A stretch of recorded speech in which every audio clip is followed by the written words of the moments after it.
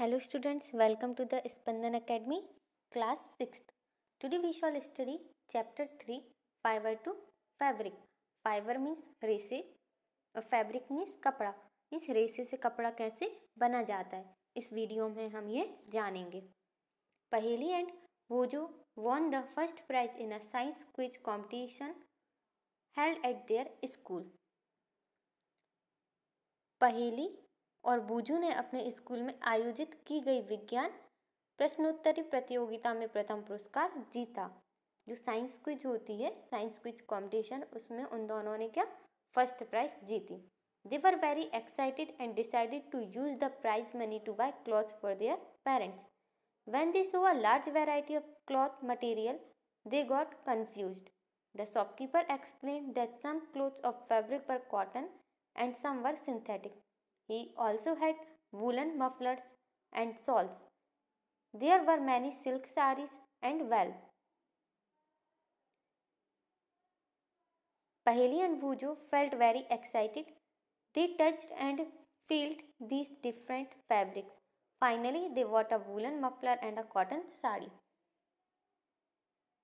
वे दोनों अत्यधिक खुश थे और उन्होंने प्राप्त हुई पुरस्कार राशि से अपने माता पिता के लिए वस्त्र खरीदने का निश्चय किया. मीन्स उन्होंने क्या डिसाइड किया कि वो अपने मम्मी पापा के लिए कपड़े खरीदेंगे. वे कपड़े की दुकान पर कपड़े की सामग्री की विस्तृत विविधता देखकर उलझन में फंस गए. मीन्स वहाँ की जो वैरायटीज थी कपड़ों की, उन्हें देखकर वो कंफ्यूज हो गए. दुकानदार ने उन्हें समझाया कि ये कपड़े सूती है तो कुछ सिंथेटिक है, मीन्स कृत्रिम है. उसके पास ऊनी मफलर तथा शॉल भी थे. दुकान में बहुत सी सिल्क की साड़ियाँ भी थीं. पहेली और बूजो बहुत खुश दिखाई दे रहे थे. उन्होंने इन सभी कपड़ों को अपने हाथों से छुआ और उनके बारे में जानकारी ली और लास्ट में उन्होंने एक ऊनी मफलर और एक सूती साड़ी खरीदी. मीन्स कौन सी? कॉटन की साड़ी खरीदी. After their visit to the cloth shop, Paheli and Boojho began to notice various fabrics in their surroundings. They found that bed sheet, blankets, curtains, tablecloths, towels and dusters were made from different kind of fabric. Even their school bags and the gunny bags were made from some kind of fabric. They tried to identify these fabrics as cotton, wool, silk or synthetic. Can you also identify some fabrics?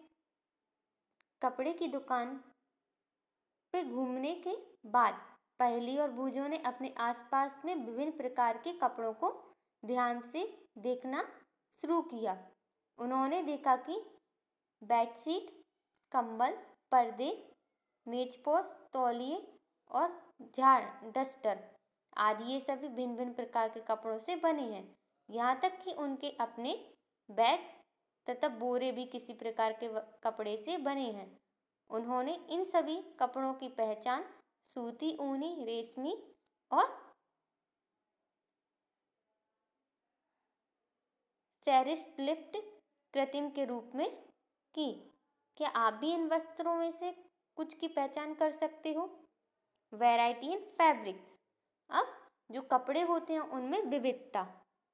Activity first, visit a near by tailoring shop, collect cutting of fabrics left over after stitching, feel and touch each piece of fabric. Now try to label some of the fabrics as cotton, silk, wool or synthetic after asking for help from the tailor. अपने पास के किसी दर्जी की दुकान पर जाओ. सिलाई के बाद बचे कपड़ों की कतरन इकट्ठी कीजिए. कपड़े की हर कतरन को छू करके, स्पर्श करके उनका अनुभव कीजिए. दर्जी की सहायता से उससे पूछकर कुछ कपड़ों पर सूती, रेशमी, ऊनी, सलिस्ट के लेबल लगाने का प्रयास कीजिए. Do you wonder that these different fabrics are made of? When you look at any fabric it seems a continuous piece. Now look at it closely. What do you notice? क्या आप यह जानना चाहते हैं कि विभिन्न कपड़े किस प्रकार बनते हैं? जब आप किसी कपड़े का अवलोकन या उसे देखते हैं तो वह एक छोटा सा टुकड़ा प्रतीत होता है। अब उसे ध्यान से देखिए, आपने क्या देखा? Activity 2, select a piece of cotton fabric you labeled in activity 1. Now try to find a loose thread or yarn at one of the edges and pull it out. सूती कपड़े का वही टुकड़ा लीजिए जिस पर आपने एक्टिविटी 1 में लेबल लगाया था। उसके एक सिरे पर कोई ढीला धागा या तार ढूंढने का प्रयास कीजिए और इसे बाहर खींचिए।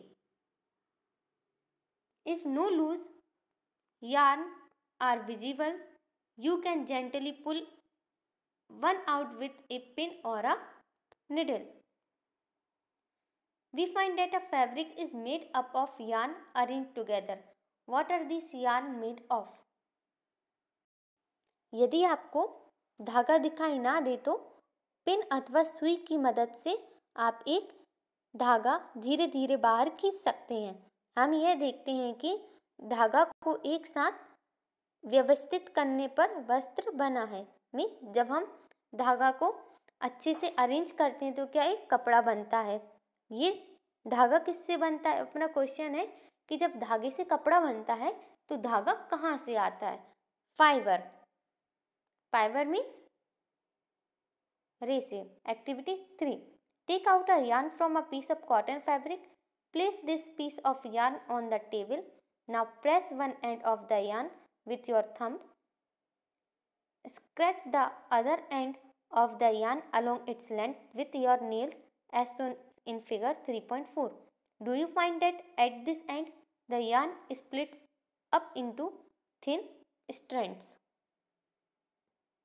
किसी कॉटन कपड़े के टुकड़े से कोई धागा बाहर निकालिए। इस धागे के टुकड़े को टेबल पर रखिए। इस धागे के टुकड़े के एक सिरे को अपने अंगूठे से दबाइए। धागे के दूसरे सिरे को इसकी लंबाई के अनुदिश जैसे कि 3.4 में दिखाया गया है अपने नाखून से खरोंचिए। क्या आप इस सिरे पर यह देखते हैं कि धागा पतली लड़ियों में विखंडित हो गया है? You might have observed something similar when you try to thread a needle. Many a time the end of the thread is split into a few thin strands. This makes it difficult to pass the thread through the eye of the needle. The thin strands of thread that we see are made up of still thinner strands called fibers. सुई में धागे को पिरोने या डालने का प्रयास करते समय भी आपने ऐसा ही देखा होगा। कई बार धागे का यह सिरा कुछ पतली लड़ियों में अलग अलग हो जाता है। ऐसा होने पर धागे को सुई के छेद से गुजरना कठिन हो जाता है। धागे की ये दिखाई देने वाली पतली लड़ियाँ भी और अधिक पतली लड़ियों से मिलकर बनी होती हैं, जिन्हें हम रेसे कहते हैं, जिन्हें हम फाइबर कहते हैं। Fabrics are made up of yarns and yarns are further made up of fibers. Where do these fibers come from? कपड़े धागे से मिलकर बनते हैं और धागे और भी छोटे छोटे धागों से, पतले पतले धागों से मिलकर बनते हैं। अब ये रेसे कहाँ से आते हैं? मीन्स कपड़े कैसे बनते हैं? धागे से बनते हैं। और धागे कैसे बनते हैं? और भी पतले पतले धागों से बनते हैं। तो अब अपना क्वेश्चन ये है कि ये जो पतले पतले और ये रेसे होते हैं वो कहाँ से आते हैं? The fibers of some fabrics such as cotton, jute, silk and wool are obtained from plants and animals. These are called natural fibers. Cotton and jute are example of fibers obtained from plants. Wool and silk fibers are obtained from animals. Wool is obtained from the fleece of sheep or goat. It is also obtained from the hair of rabbits, yak and camels. Silk fibers is drawn from the cocoon of silkworm. कुछ कपड़े जैसे सूती, jute, रेशमी तथा ऊने रेशों तथा जंतुओं से प्राप्त होते हैं। जैसे कि किस किस से प्राप्त होते हैं? कुछ कीड़ों से होते हैं और कुछ एनिमल्स से होते हैं। इन्हें प्राकृतिक रेशे कहते हैं, नेचुरल फाइबर्स कहते हैं। रुई तथा जूट से प्राप्त होने वाले तंतुओं के उदाहरण हैं ऊन तथा रेशम। जंतुओं से प्राप्त होते हैं। ऊन भेड़ अथवा बकरी की कर्तित ऊन से प्राप्त होती है। इसे खरगोश, याक तथा ऊँटों के बालों से भी प्राप्त किया जाता है। रेशमी रेशे रेशम कीट कोकून से खींचा जाता है। यहाँ हम देख सकते हैं कि जो कॉटन और जूट है वो कैसे मिलते हैं? हमें प्लांट से मिलते हैं। वूल और सिल्क कैसे मिलता है? एनिमल्स से मिलता है। आपने देखा है कि सीप और गॉट के जो हेयर्स रहते हैं उनसे अपन को वूल मिलता है। और कुछ कैसे मिलते हैं? जो खरगोश रहते हैं उनके बालों से मिलते हैं। या कैमल, इन सब का बाल भी यूज होता है कपड़े बनाने के लिए। For thousands of years, natural fibers were the only ones available for making fabrics. In the last 100 years or so, fibers are also made from chemical substances which are not obtained from plants or animal sources. These are called synthetic fibers. Some example of synthetic fiber are polyester, nylon and acrylic. हजारों वर्ष तक वस्त्र निर्माण के लिए केवल प्राकृतिक रेशों का ही उपयोग होता था। पिछले लगभग 100 वर्षों में ऐसे रासायनिक पदार्थों जिनका स्रोत पादप अथवा जंतु नहीं है, मीन्स पेड़ या पौधे, पेड़ या एनिमल्स नहीं है, ये रेशे का निर्माण किससे होता है? रासायनिक पदार्थों से होता है। इन्हें हम क्या कहते हैं? सिंथेटिक फाइबर्स भी कहते हैं। पॉलिस्टर, नायलॉन और एक्रिलिक सलिस्ट रेशों के उदाहरण हैं।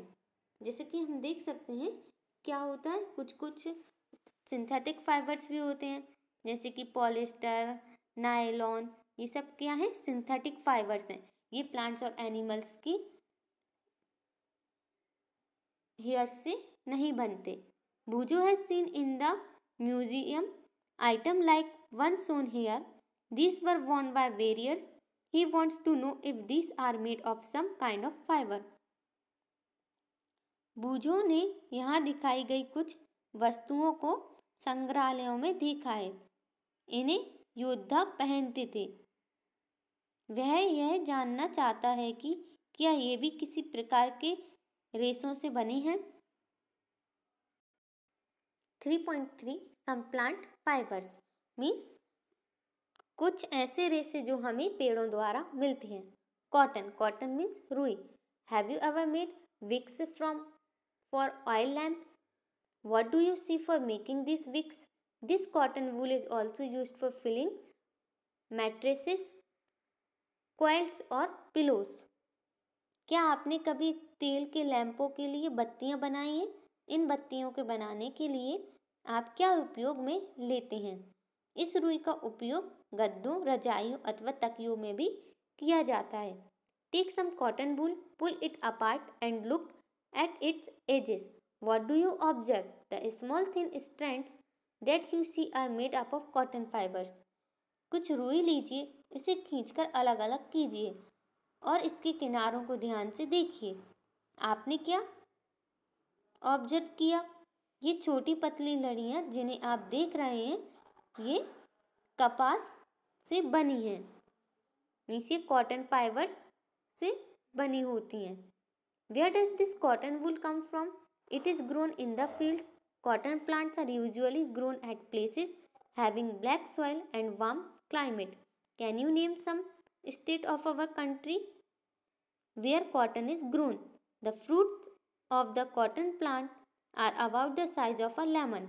After maturing, the balls burst open and these covered with cotton fibers can be seen. Have you ever seen a cotton field that is ready for picking? It looks like a field covered with sown with snow. ये किस में दिखाया गया? Figure 3.6 में। रुई कहाँ से आती है? इसे खेतों में उगाया जाता है।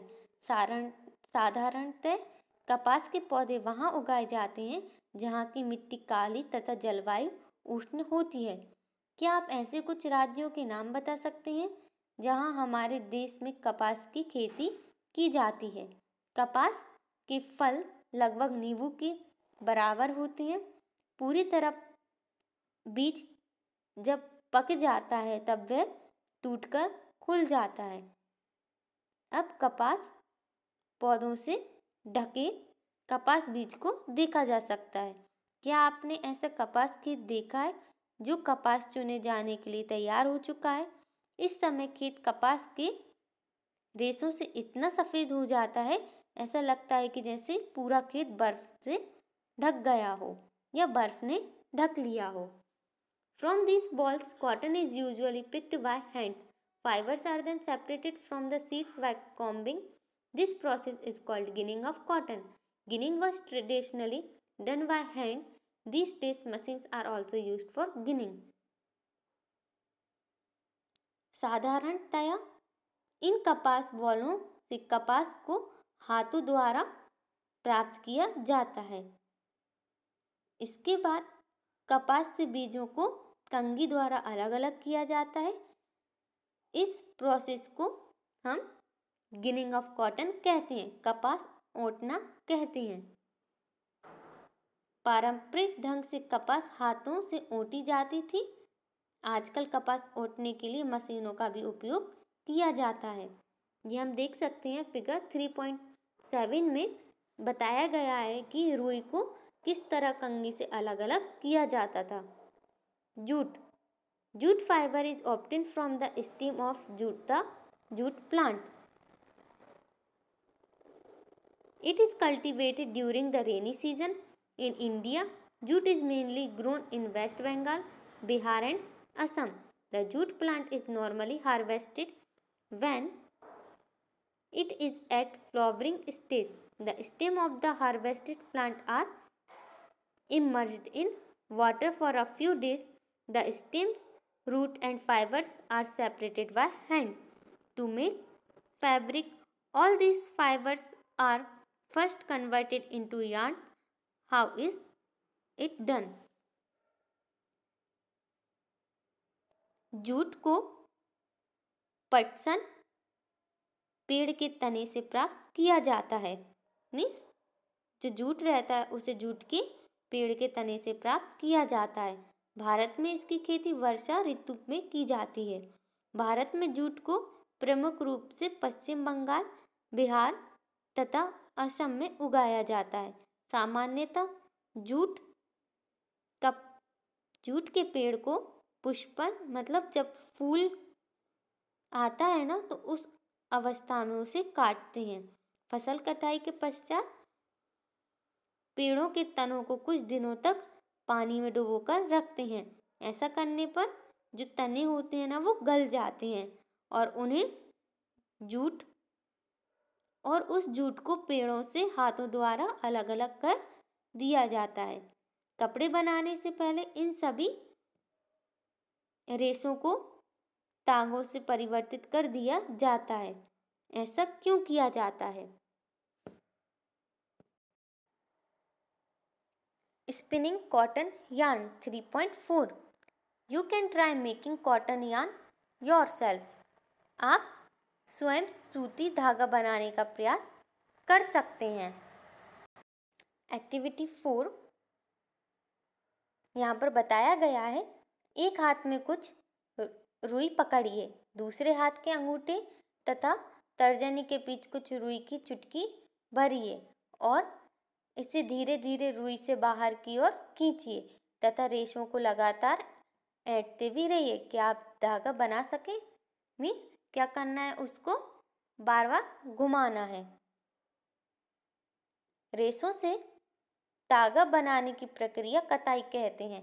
मीन्स इसको क्या कहते हैं? The process of making yarn from fibre is called spinning. In this process, fibers from a mass of cotton wool are drawn out and twisted. This brings the fibres together to form a yarn. इस प्रक्रिया में रुई के एक पुंज से रेशों को खींचकर ऐंठते हैं। ऐसा करने से रेशे पास पास आ जाते हैं और धागा बन जाता है। कताई के लिए एक सरल युक्ति हस्त तकुआ का उपयोग किया जाता है, जिसे हम हैंड स्पिंडल या तकली कहते हैं। हाथ प्रचलित कताई में उपयोग होने वाली एक अन्य युक्ति चरखा है। मीन्स क्या है? Another hand operated device used for spinning is चरखा।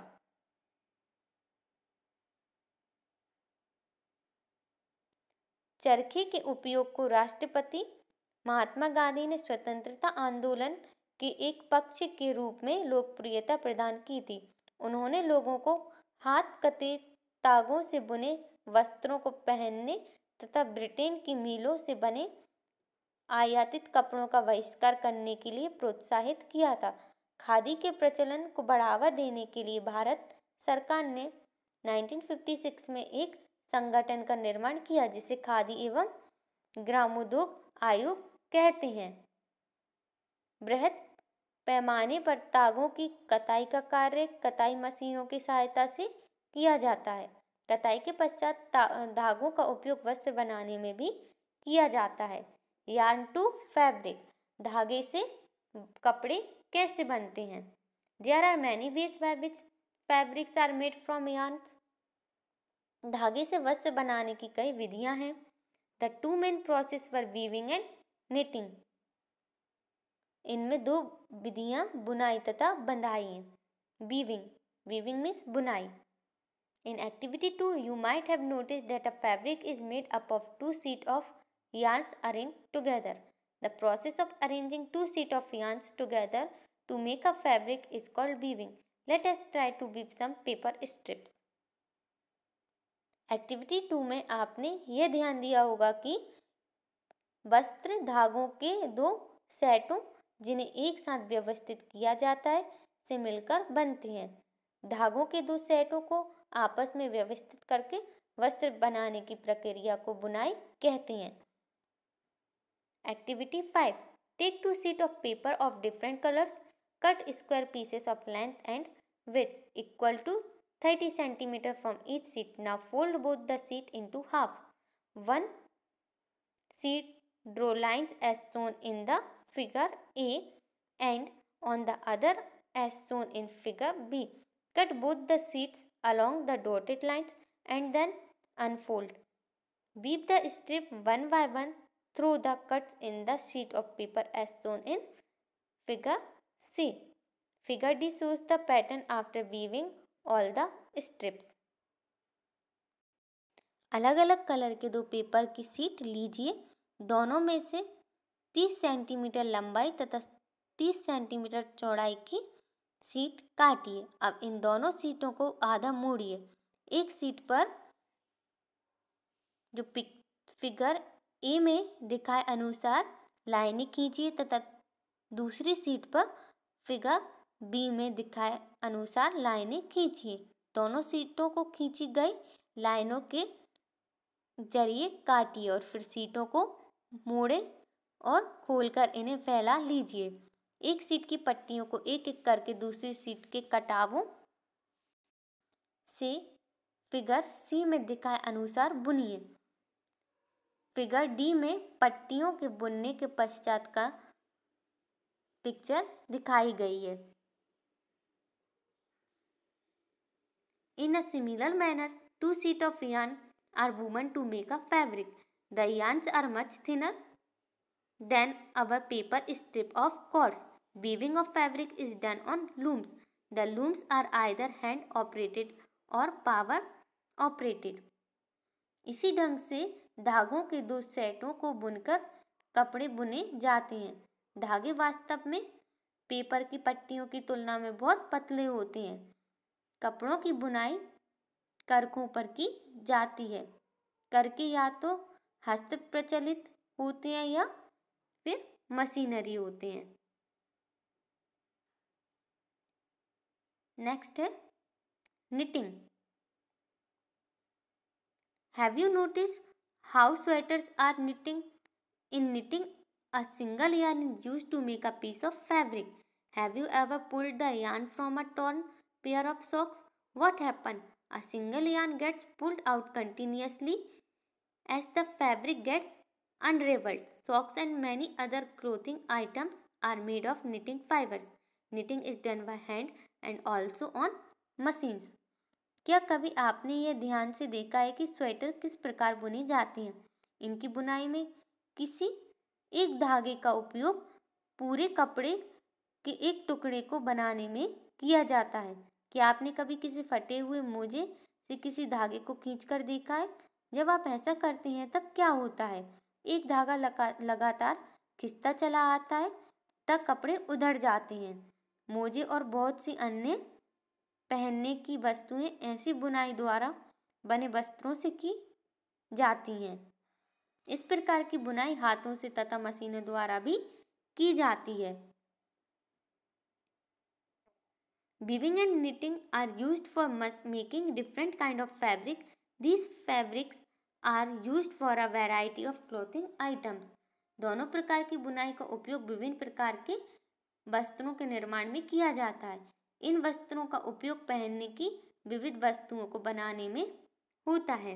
पहेली wants to know if you have seen any fabric that are made of the fibers on the outer covering of coconut. What are those fibers normally used for? पहेली यह जानना चाहती है कि क्या आपने नारियल के बाहरी खोल से धागों से बने किसी कपड़े को देखा है? इन धागों का सामान्यतः किन कार्यों में उपयोग होता है? History of clothing materials. वस्त्र सामग्री का इतिहास। Have you ever wondered what materials people used in ancient time for clothes? It appears that in those time people used the bark and big leaves of trees or animal skin and furs to cover themselves. क्या आपने कभी यह जानने का प्रयास किया है कि प्राचीन काल में लोग पहनने के लिए किस सामग्री का उपयोग करते थे? वस्त्रों के विषय में पूर्व प्रमाणों से ऐसा प्रतीत होता है कि प्रारंभ में लोग वृक्षों की छाल, बड़ी बड़ी पत्तियों अथवा जंतुओं की चर्म और समूर से अपने शरीर को ढकते थे। After people began to settle in agricultural communities, they learned to weave twigs and grass into mats and baskets. Vine, animal fleeces or hair were twisted together into long strands. These were woven into fabrics. The early Indians wore fabrics made out of cotton that grew in the region near the river Ganga. Flax is also a plant that gives natural fiber. In ancient Egypt, cotton as well as flax were cultivated near the river Nile and were used for making fabrics. कृषि समुदाय में बसना आरंभ करने के पश्चात लोगों ने पतली पतली टहनियों तथा घास को बुनकर चटाइयाँ तथा डलियाँ बनाना सीखा। बेल जंतुओं की ऊन अथवा बालों को आपस में ऐंठन देकर लंबी साड़ियाँ बनाई। इनको बुनकर वस्त्र तैयार किए। पूर्व में भारतवासी रुई से बने वस्त्र पहनते थे जो गंगा नदी के निकटवर्ती क्षेत्रों में उगाई जाती थी। फ्लैक्स भी एक पेड़ है जिससे प्राकृतिक धागे प्राप्त होते हैं। प्राचीन मिस्र में वस्त्रों को बनाने के लिए रुई तथा फ्लैक्स की कृषि नील नदी के निकटवर्ती क्षेत्रों में की जाती थी। In those days, stitching were not known. People simply draped the fabrics around different parts of their body. Many different ways of draping fabrics were used. With the invention of the sewing needle, people started stitching fabrics to make cloths. Stitched cloths have gone through many variations since this invention, but it is not amazing that even today sari, dhoti, lungi or turbans is used as an unstitched piece of fabric. उन दिनों में लोगों को सिलाई करना नहीं आता था। उस समय लोग अपने शरीर के विभिन्न भागों को वस्त्रों से आच्छादित कर लेते थे। वे शरीर को आच्छादित करने के लिए कई विभिन्न ढंगों का उपयोग करते थे। सिलाई की सुई के आविष्कार के साथ लोगों ने वस्त्र की सिलाई करके पहनने के कपड़े तैयार किए। इस आविष्कार के पश्चात सिले कपड़ों में बहुत सी विभिन्नताएं आ गई हैं, परंतु क्या यह आश्चर्यजनक बात नहीं है कि आज भी साड़ियाँ, धोतियाँ, लुंगियाँ तथा पगड़ियों का बिना सिले वस्त्रों के रूप में उपयोग किया जाता है। Just as there is a large variety in the food eaten all over our country, a large variety exists also in fabric and clothing items. जिस प्रकार समस्त देश में खाए जाने वाले भोजन में अत्यधिक विविधता देखने को मिलती है, ठीक उसी प्रकार वस्त्रों एवं पहनने की वस्तुओं में भी अत्यधिक विविधता पाई जाती है। Thank you.